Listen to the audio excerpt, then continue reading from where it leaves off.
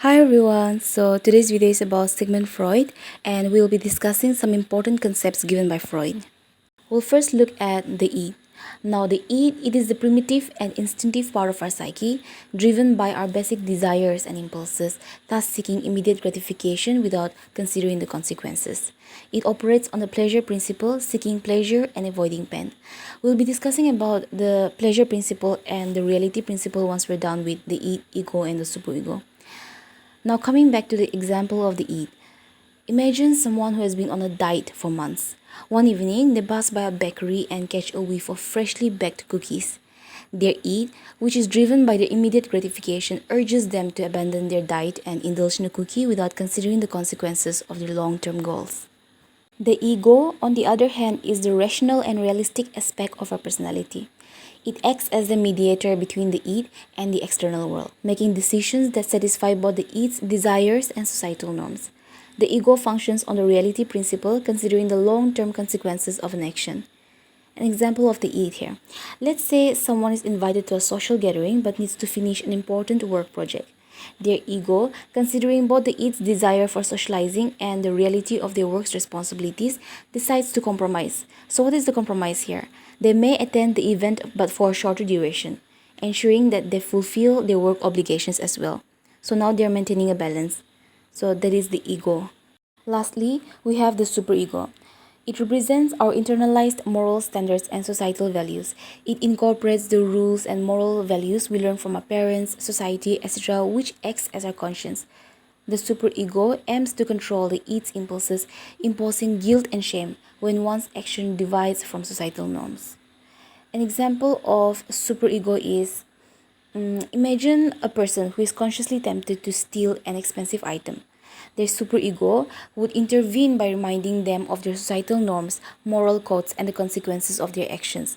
It might generate a feeling of guilt or even shame for even entering the idea of theft. The superego thus acts as an internalized authority figure, restraining impulses and guiding behavior towards socially acceptable actions. These three components constantly interact and influence our behavior. The id seeks immediate pleasure while the ego tries to satisfy those desires in a socially acceptable way, with the superego ensuring our actions align with moral norms. Having a balanced interplay between the id, ego, and superego is very crucial for a harmonious personality and behavior. Now that we're done with the id, ego, and the superego, let's look into the two principles, that is, the pleasure principle and the reality principle. The pleasure principle refers to an instinctive, unconscious drive that seeks immediate gratification of our desires, primarily focusing on obtaining pleasure and avoiding pain. This principle operates early in life and is exemplified by a baby's pursuit of immediate needs like hunger or comfort without considering the consequences. On the other hand, the reality principle manifests as we grow older and develop an understanding of the external world. It guides us to navigate social norms, moral principles, and practicality. The reality principle involves delaying gratification and considering the consequences of our actions. It helps us to make decisions based on long-term goals and also to adjust our behavior accordingly. In summary, the pleasure principle is rooted in immediate gratification, driven by unconscious desires and characteristics of early childhood, while in contrast, we have the reality principle, which emerges as we mature, helping us navigate the complexities of the external world by considering the consequences and making choices that align with our societal norms and long-term goals. A psychological theory called the Freudian theory explains the development of human personality and behavior through a series of psychosexual stages. Freud proposed that individuals pass through 5 psychosexual stages of development, each characterized by a primary erogenous zone and a conflict that needs to be resolved. First, we have the oral stage. In this stage, pleasure is focused on the mouth, and the primary conflict revolves around weaning from breastfeeding or bottle feeding. If this conflict is not resolved adequately, it can even lead to fixation or over-reliance on oral stimulation later in life. The anal stage. During this stage, pleasure is derived from the bowel and bladder elimination. The main conflict arises from toilet training and the child's desire for control. An overly strict or lenient approach to toilet training can lead to an anal retentive personality, that is a perfectionist or an orderly person, or an anal expulsive personality, messy, disorganized, etc. in adulthood. The focus of pleasure shifts to the genital area, and children develop strong attachments to the opposite sex parent. Oedipus complex in boys and Electra complex in girls.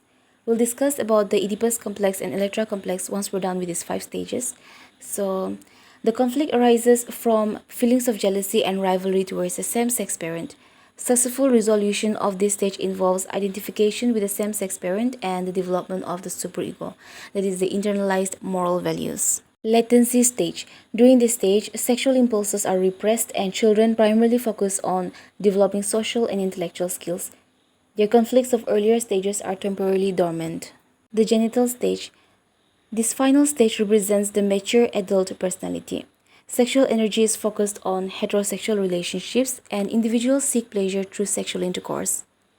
The successful resolution of previous stages is essential for healthy adult functioning. Freud believed that unresolved conflicts or fixations in any stage could lead to psychological issues and personality traits in adults.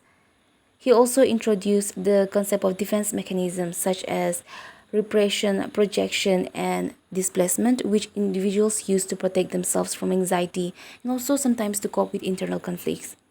It is worth noting that while Freud's psychosexual theory contributed significantly to the development of psychology, it has been heavily criticized and modified by subsequent researchers and theories. Many of Freud's ideas are considered controversial and also are considered to lack empirical support. Modern psychology has evolved to incorporate broader range of influences on human development and behavior. The Oedipus complex and the Electra complex are psychoanalytic concepts proposed by Sigmund Freud to describe the psychological stages of development in children. Let's first look at the Oedipus complex. So the Oedipus complex primarily focuses on boys, and according to Freud, during the phallic stage, young boys develop an unconscious desire or attraction for their mothers and experience rivalry with their fathers. The term Oedipus complex is derived from the Greek mythological character called Oedipus, who unknowingly killed his father and married his mother. Freud believed that boys eventually resolve this complex by identifying with their fathers and repressing their desires for their mothers. The Electra complex is a similar concept proposed by Freud, but it is for girls. In this stage, young girls experience unconscious desires or attraction for their father and has a rivalry with their mothers, similar to the Oedipus complex. The term Electra complex is derived from Greek mythology where Electra plotted revenge against her mother for the murder of her father. Freud suggests that girls eventually resolve this complex by identifying with their mothers and repressing their desires for their fathers. It is important to note, however, that these concepts have been heavily criticized and are not universally accepted in modern psychology. Many psychologists believe that children's development is influenced by a variety of factors and that these theories oversimplify the complexities of human psychology.